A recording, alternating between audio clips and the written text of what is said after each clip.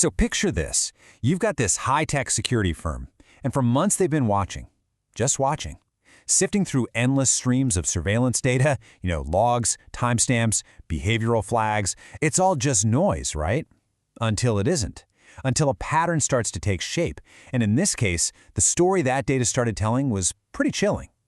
And this is where the story was heading all along. A level 5 red escalation. I mean, we're not talking about a minor slip-up here. This is the highest threat level you can get. It's the exact kind of thing every security analyst on the planet is trying to prevent. The data wasn't just hinting at a problem anymore. It was screaming about a clear and present danger. Okay, so let's make this real. What actually happened? Well, on February 21st, right around 5:20 in the evening, a supervisor for a labor contractor is spotted near vehicle gate 1. And the behavior that gets logged? It's not subtle. It's predatory staring at a resident.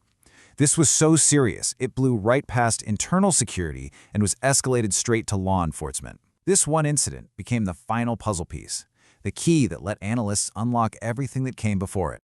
Right, because once they had that final critical event, the analysts could hit rewind, they could work backward, and it became obvious almost immediately that this wasn't some random one-off event. No way. This was the predictable finale of a threat that had been growing, learning, and getting bolder for months. And when they actually mapped it all out, the picture was just undeniable. You could see this clear, steady climb. It started with low-level suspicious stuff, but it just kept ticking upwards in severity, getting more and more dangerous. The threat wasn't static, it was adapting. This timeline really tells the story. Back in December, the activity was pretty basic. Probing the system, testing response times, what they call scene generation. But then January hits, and things get way more serious. There's a 40% jump in activity, and the focus shifts to asset tracking, which means systematically mapping out cameras, equipment, the whole security layout. And then comes February. And the culmination of it all in that direct personal threat. It's a textbook case of hostile surveillance laid out perfectly. So, with the timeline locked in, the analysts went even deeper. They weren't just looking at what happened anymore. Now they were on the hunt for the hidden patterns. They needed to pinpoint exactly when and where this place was most vulnerable. And wow, did the data have an answer. The morning shift? Yeah, it was busy, but the threats were low level. Midday was pretty much a dead zone. But then you look at that evening block, 5 to 7 p.m. It wasn't just busier, it was statistically the most dangerous time. They ran a test called an ANOVA, which basically proved that this evening spike wasn't just random chance. It was a significant, predictable pattern. This twilight peak was a strategically exploited window, probably timed to line up perfectly with guard shift changes and fading light. And the threat wasn't just about timing, it was about location. 3 spots just kept lighting up in the high-severity logs.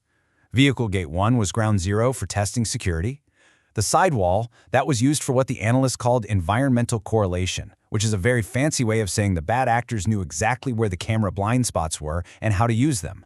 And finally, the terrace on the top building became a new favorite spot for scanning the perimeter. These weren't random places, they were strategic weak points. So think about it. The analysts now have the when, that 5 to 7 p.m. danger zone, and they have the where, the hotspots. That is a massive piece of the puzzle.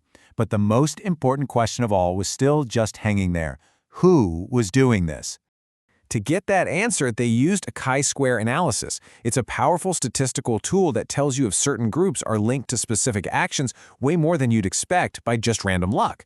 And the results were, well, they were stunning. The threat wasn't just a few rogue actors. It was structured by job role. Supervisors were statistically linked to the most sophisticated stuff, mapping assets, exploiting blind spots. External labor was focused on probing the main gate. Even the housekeeping staff were linked to precursor behaviors like surveillance awareness. This wasn't chaos. It was organized.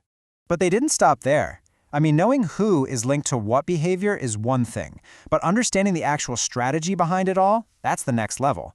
To do that, they had to see the bigger picture.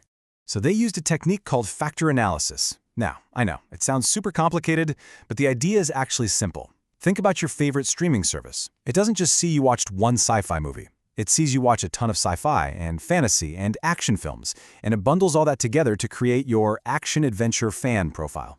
Well, factor analysis does the exact same thing, but for security threats. It groups all these little individual behaviors together to find the underlying threat profile. And what it uncovered was absolutely fascinating. 2 totally distinct profiles emerged from all that data. Profile 1 was the environmental scout.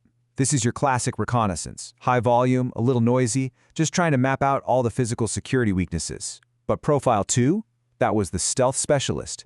This was a solo operator, someone who knew the camera network so well they could sync their movements to the blind spots and basically become a ghost. This profile suggested a much more professional and, frankly, much more dangerous threat was in play. So now they had it all: the when, the where, the who, and the how. The full picture was finally clear. So it was time to stop analyzing and start acting. It was time to build a playbook designed not just to react to threats, but to get ahead of them. And here it is, the master plan. What's so brilliant is that every single step is a direct counter to a specific piece of data they uncovered. First, the power shift. Stagger the guard shifts so they overlap during that critical 5 to 7 p.m. window. No more handover blind spots. Second, tactical training. Teach the guards how to spot the difference between the scout profile and the much more dangerous specialist profile.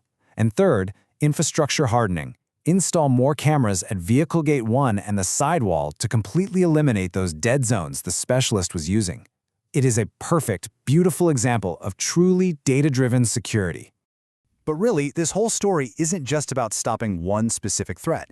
It's about a fundamental change in how security works. We're seeing data act like a crystal ball here. It's transforming surveillance from a passive tool that just records what happened yesterday into an active model that can help predict what's going to happen tomorrow. And that leaves us with a really big, really important question, doesn't it? This case shows the incredible power of predictive analytics to keep people safe. But it also cracks open a huge ethical debate. When our ability to predict human behavior becomes this good, how do we balance security with privacy? What are the new rules of the road in a world where you might be able to stop a crime before it even happens? That's something we're all going to have to think about.